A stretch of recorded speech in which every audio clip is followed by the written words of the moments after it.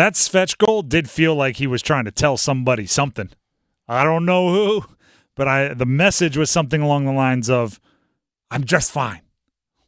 Watch what I can do. Scored about, 2.5 seconds into the game? Felt like it. The Canes got 2 wins over the weekend against Washington, a team they might see in the playoffs, and Columbus, a team that nobody will see in the playoffs. No, God, no. And after the golf course, there you go, Cabo fishing. And after the Thursday loss to Boston, felt back on track-ish. Right, felt like there was a bit of, hey, let's make sure we take care of business.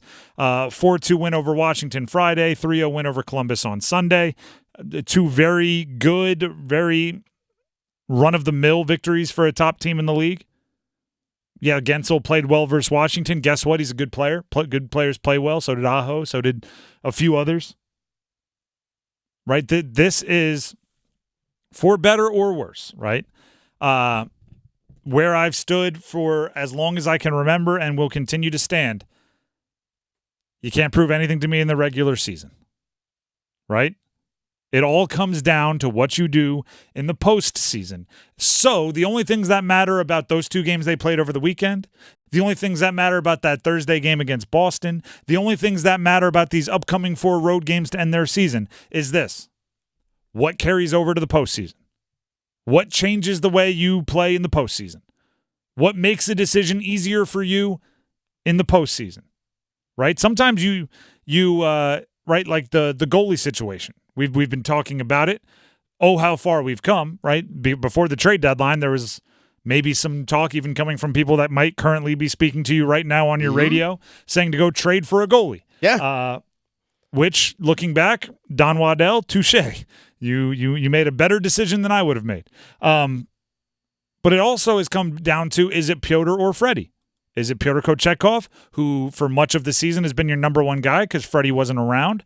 Or is it Freddy, who is coming back off the blood clotting issue and is playing really, really well? I think what they wanted was sometime over the last few games into the next few, somebody to grab the job from the other, kind of bull by the horn style, and say, I'll be darned if you're taking me out of the net.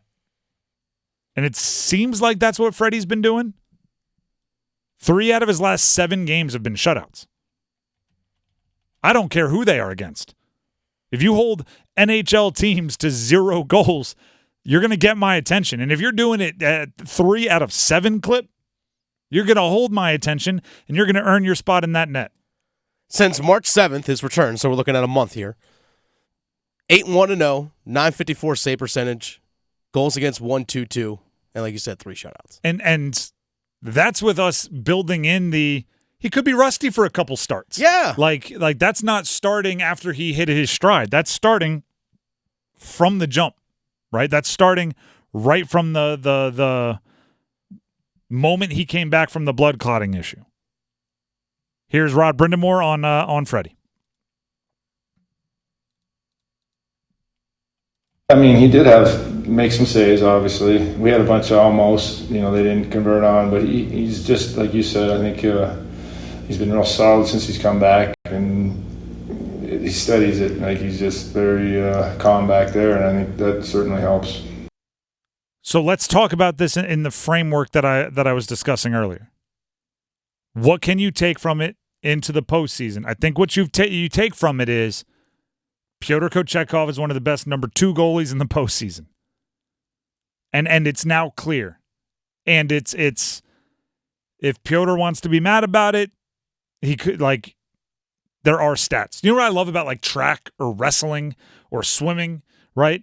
If you go to the coach and you're like, I want to be the 200 individual medley swimmer, it's like, perfect. At practice tomorrow, you'll go up against our number 1 at the 200 individual medley, and if you win, we can have that conversation. If you don't, sorry, right? I like wrestling is notorious, right? The night before a meet, you can wrestle off for your weight class, and it's like, great, you can settle it. Goalie is kind of similar, right? I want to be the number 1 goalie. It's like, yeah, well, if you look at it since he came back 1 for 1, he's played better than you.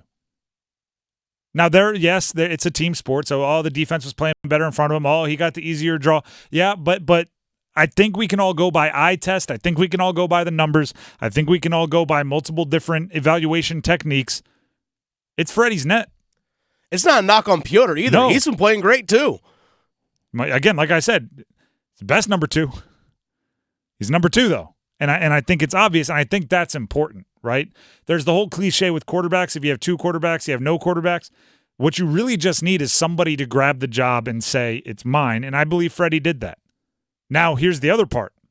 Freddy does get hurt, right? Knock on wood, throw salt over your shoulder, say whatever you need to say, whatever your superstitions are. So Pyotr is very important. Kochetkov is very important.